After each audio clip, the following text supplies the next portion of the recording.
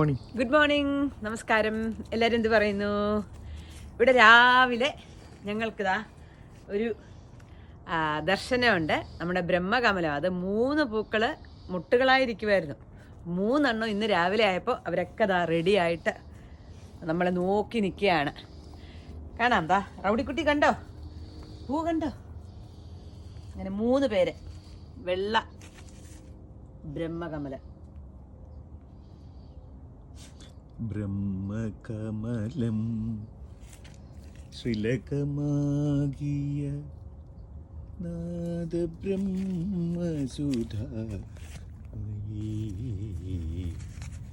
വീണാധരി ശാദോദരീ പാഹി മാം പരിപാഹി മാം.